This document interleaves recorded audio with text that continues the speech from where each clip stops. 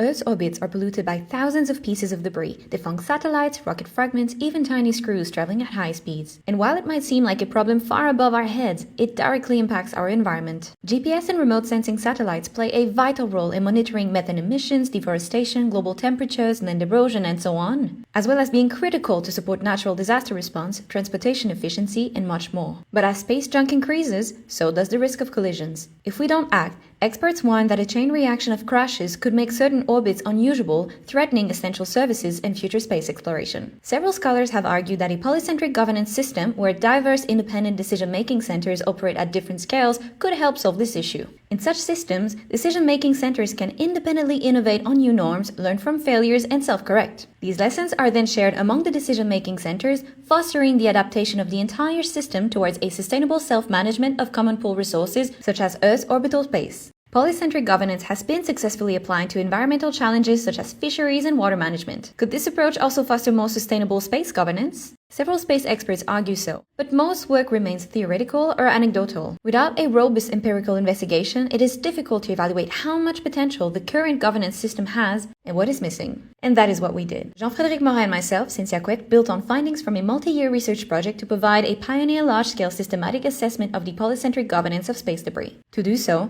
we assessed three key components of polycentric governance in space. First, the structural characteristics refer to the multiplicity, multi-scale, and interconnectedness of decision-making centers that exist within the system. Second, the emerging properties are the expected outcomes of the normative experimentation and learning processes that should be enabled within a polycentric governance structure. More precisely, such outcome would be the emergence of sustainability norms regarding space debris. And third, the favorable factors, which are variables that have been found to facilitate the emergence of these expected outcomes. We argue that a polycentric structure alone is not sufficient for a governance system to exhibit the emergence of sustainability norms. Those favorable factors also come into play.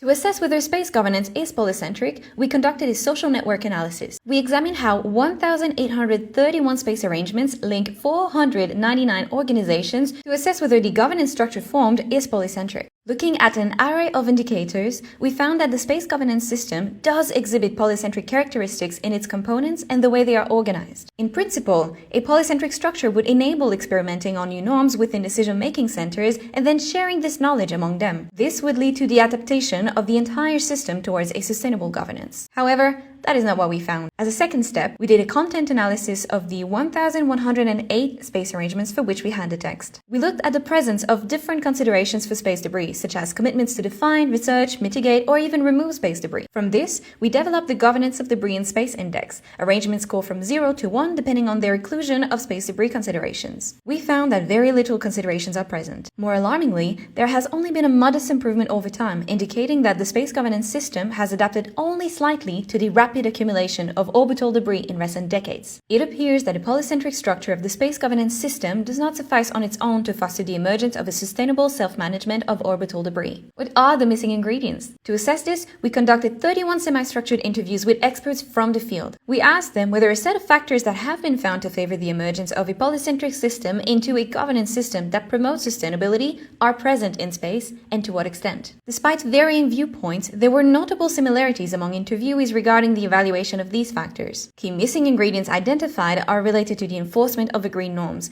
a monitoring system, a sanctions regime, and a dispute settlement mechanism. In short, we find that a polycentric structure alone does not guarantee the sustainability of a system, echoing Ostrom's original but sometimes forgotten argument. This is particularly relevant in light of the growing interest in applying polycentric approaches to governing climate change. Paradoxically, insights from our interviews highlighted that central institutions could play a pivotal role in enhancing the sustainability of polycentric governance systems. From this perspective, multilateral initiatives should not be seen as alternatives, but as facilitators of polycentric governance.